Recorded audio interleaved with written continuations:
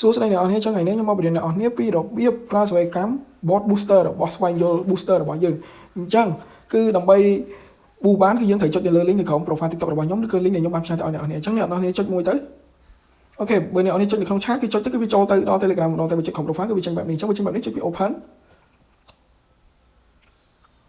បន្ទាប់មកគឺវាចេញរូបរាងបែបនេះបើវាចេញរូបរាងបែបនេះគឺបានន័យថាអានេះផងខ្ញុំវាធ្លាប់លេងហើយទេតែបើផងអ្នកនរចូលមកថ្មីហ្មងគឺវាចេញប៊ូតុង start ខាងក្រោមហ្នឹងហើយចេញប៊ូតុង start ខាងក្រោមខ្ញុំអត់ខ្វះលើអញ្ចឹងអ្នកនរចុចប៊ូតុង start ទៅគឺអូខេហើយតែបើអត់មានដូចខ្ញុំអញ្ចឹងគឺយើងត្រូវវាយពាក្យ start ឥឡូវយើងចូលទៅវាយ slash មួយសិនយើងទៅវាយយើងយក slash នេះអា slash ហ្នឹងយើងដាក់ slash ហ្នឹងមួយមកបន្ទាប់មកយើងវាយ s t a r e r t ច្រឡំ sorry អ្នកនរអញ្ចឹងយើងចុចផ្ញើទៅឲ្យវាទៅយើងចុចផ្ញើទៅឲ្យវាទៅអូខេហើយចឹងបើផងអ្នកនរថ្មីមានប៊ូតុង start មកអញ្ចឹងវាចេញមកវាដាក់សូមស្វាគមន៍មកកាន់ស្វែងយល់ booster បង្កើនកម្លាំងបណ្ដាញសង្គមតម្លៃសមរម្យសេវាកម្មលឿនរហ័សអញ្ចឹងទៅអញ្ចឹងវាឲ្យយើងជ្រើសរើសមុខងារអញ្ចឹងជំហានដំបូងគឺយើងត្រូវដាក់ប្រាក់សិនដើម្បីយើងអាចបញ្ជាទិញអីបានអញ្ចឹងយើងចុចពាក្យដាក់ប្រាក់បន្ទាប់មកគឺវាឲ្យយើងបញ្ចូលចំនួនទឹកប្រាក់ដែលយើងចង់ដាក់យើងបញ្ចូលក៏បានឬក៏យើងចុចទឹកប្រាក់នៅខាងក្រោមនោះក៏បានអញ្ចឹងវាមាន$1 $5 $10 $20 $20 អញ្ចឹងទៅតែយើងសុំវាយអញ្ចឹងទៅយើងវាយក៏បានដែរយើងចង់វាយចំនួនបានក៏បានដែរវាវាយដាក់ចាប់ពី$1 ដល់$1000ក្នុងចន្លោះនេះយើងដាក់មួយណាក៏បានដែរអញ្ចឹងខ្ញុំសុំដាក់$1ជាងយើងសេលេខមួយទៅគឺវាដាក់កំពុងបង្កើត QR code អញ្ចឹងឲ្យយើងរួចចាំមួយផ្លែតបន្ទាប់មកវានឹងចឹង QR code ឲ្យយើងហើយអញ្ចឹង QR code ហ្នឹងរយៈពេលដែលប្រើបានគឺ5នាទី57នាទីអញ្ចឹងបើផុត5នាទីហ្នឹងគឺ QR code ហ្នឹង scan នឹងការឲ្យ QR code ហ្នឹង scan បានតែម្ដងឯងបញ្ជាក់បើដាក់លុយលើក្រោយយើងត្រូវធ្វើអញ្ចឹងម្ដងទៀតចុចបង្កើតម្ដងទៀតអញ្ចឹងយើងអាច save យកទៅ scan នៅលើ app ធនាគារណាមួយក៏បានឬក៏យកទូរស័ព្ទមួយទៀតមក scan ពីលើ QR code ហ្នឹងក៏បានដោយមិនបាច់ save ទេអញ្ចឹងខ្ញុំសូមយកទូរស័ព្ទមួយទៀតយកមក scan នៅលើ QR code ហ្នឹងហ្មងដើម្បីបាញ់លុយចូលព្រោះខ្ញុំខ្ជិល save ព្រោះទូរស័ព្ទមួយហ្នឹងវាអត់មាន FA និយាយចេះហ្មងតែអញ្ចឹងខ្ញុំត្រូវយកទូរស័ព្ទមួយទៀតយកមក scan ព្រោះទូរស័ព្ទហ្នឹងអត់មាន FA អញ្ចឹងខ្ញុ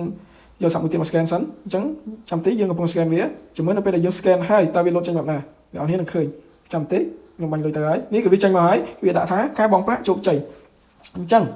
វានឹងចូលនេះទឹកលុយរបស់យើង$1អញ្ចឹងទៅអានោះបើលុយយើងធ្លាប់ដាក់ផ្សេងវាចេញទៀតអញ្ចឹងទៅអញ្ចឹងតែប៉ុណ្ណឹងយើងអាចប្រើសេវាកម្មបានហើយយើងអាចទិញសេវាកម្មបានហើយយើងអាចដាក់លុយច្រើនជាងនឹងទៀតក៏បានយើងដាក់កាន់តែច្រើនយើងទិញសេវាកម្មបានកាន់តែច្រើនគ្រាន់តែថាយើងដាក់$1វាឆាប់អស់អញ្ចឹងណាយើងដាក់ច្រើនទៅអូកុំឲ្យបាក់ដាក់ឲ្យក្រោយអញ្ចឹងយើងចុចឲ្យលើជ្រុង4នោះទៅហើយយើងចុចបញ្ជាទិញតោះមកវាមានសេវាកម្មច្រើនវាមាន TikTok Live TikTok View Facebook Follower Facebook Reaction Facebook Video TikTok Share Sale TikTok Follower វាមានជាច្រើនជាងយើងចង់បានសេវាកម្មណាយើងយកសេវាកម្មមួយហ្នឹងទៅហើយរបៀបធ្វើអត់ខុសគ្នាទេដូចគ្នាទេជារួមខ្ញុំបង្ហាញតែមួយហ្នឹងគឺយើងធ្វើដូចគ្នាអញ្ចឹងរបៀបធ្វើឥឡូវខ្ញុំសុំជ្រើសរើសសេវាកម្មមួយសិនខ្ញុំចង់បាន TikTok View គុណភាពខ្ពស់អញ្ចឹងខ្ញុំចុចលើនឹងមួយមិនថាយើងធ្វើបេះដូងធ្វើ live គឺធ្វើដូចគ្នាអញ្ចឹងដល់ពេលយើងចុចលើនឹងមួយគឺយើងរើសតម្លៃណាមួយដែលយើងចង់បានអញ្ចឹងយើងមើលតម្លៃមួយណាដែលយើងចង់បានវាមាន17សេន5សេន3សេន4សេននិយាយរួមគឺដូចអាខាងលើនេះចឹងតម្លៃ1សេននិយាយរួម1000បេះដូងស្មើ1សេនហើយអាខាងក្រោមនោះ1000បេះដូងស្មើ2សេនអញ្ចឹងតម្លៃកាន់ខ្ពស់សេវាកម្មវាកាន់តែល្អអញ្ចឹងណាអញ្ចឹងយើងរើសទៅយើងស្រឡាញ់មួយណាដាក់មួយនឹងទៅតែខ្ញុំសូមជ្រើសរើសយកតម្លៃ1សេនក្នុង1000បេះដូងខ្ញុំចុចលើនឹងមួយដើម្បីទិញចំនួនបេះដូងមួយនឹងហើយយើងអាចទិញ2សេនក៏បានមួយណាក៏បានដែរព្រោះវាថោកទេនៅក្នុង1000បេះដូងគឺតម្លៃធំ1សេនអញ្ចឹងយើងចុចលើនឹងមួយបន្ទាប់មកយើងអាចវាយបញ្ចូលយើងអាចដាក់ link video របស់យើង sorry អ្នកនេះគឺយើងដាក់ link video របស់យើងអញ្ចឹងយើងចូលទៅយក link video យើងនៅក្នុង account TikTok យើងមកយើងចង់ធ្វើ video មួយណាគឺយើង copy link មួយហ្នឹងអញ្ចឹងអ្នកនេះចូលទៅក្នុង account អ្នកនេះចាំតិចខ្ញុំចូលតិចសិនសូមជិះស្ដាយអញ្ចឹងខ្ញុំចូលតោះមកខ្ញុំចូលនេះ video នេះ complain តិចហើយកម្ពុជា IT អញ្ចឹងយើងចុចឲ្យ3ហ្នឹងមកតោះមកយើងយកពាក្យ copy link តោះយកពាក្យ copy link គឺយើងចូលទៅក្នុង Telegram bot របស់យើងអញ្ចឹងខ្ញុំផ្ញើ link ទៅឲ្យវាយើងដំបូងយើងចុច line verso យើងសកត់លើនឹងឲ្យជាប់សកត់លើនឹងឲ្យជាប់យើងយកពាក្យថា pass ទៅយើងចុច pass ទៅហើយយើងចុច send ទៅគឺអូខេនិយាយរួមមិនថាធ្វើបេះដូងធ្វើ TikTok ធ្វើដូចគ្នាអញ្ចឹងបន្ទាប់មកវាឲ្យយើងវាយចំនួនដែលយើងចង់បានអញ្ចឹងចំនួនគឺវាឲ្យយើងវាយចាប់ពី10ឡើងទៅយើងវាយបានក៏បានដែរចាប់ពី10ឡើងទៅគឺអញ្ចឹងយើងវាយទៅអញ្ចឹងយកឥឡូវខ្ញុំចង់បានមែនខ្ញុំចង់បាន10k ឥឡូវខ្ញុំសុំទៅមើលវីដេអូនៅលើ TikTok ខ្ញុំសិនតើចំនួន view ហ្នឹងចំនួន view គឺ4អញ្ចឹងខ្ញុំចង់បា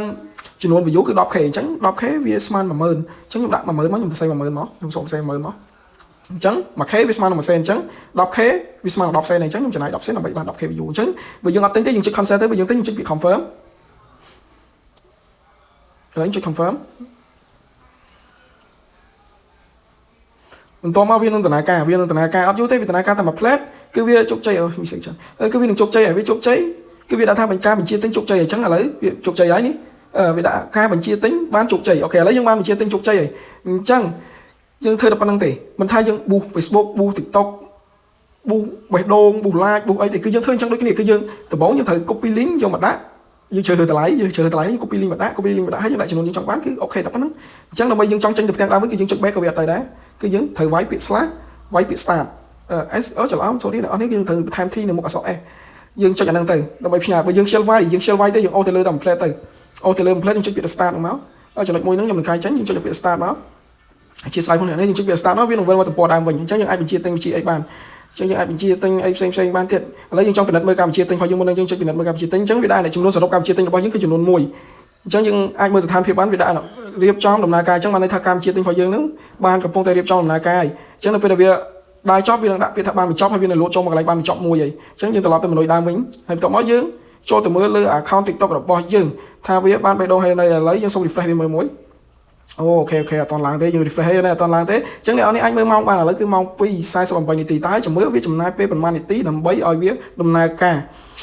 lấy ní cứ dừng khơi nhảy vì tầm mong pi ha spin tí cứ viết chấm nai p 4 tí cứ viết ban pk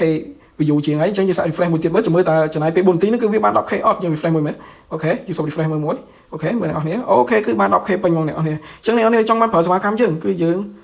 ช่วยจังบานเฟื่อตามยงบานมันท่าเธอไล่เธอไปด้วยคือช่วยจังถึงอ๋อจังเอาคนจังเนี่ยอันนี้ติงเนี่ยมุ้ย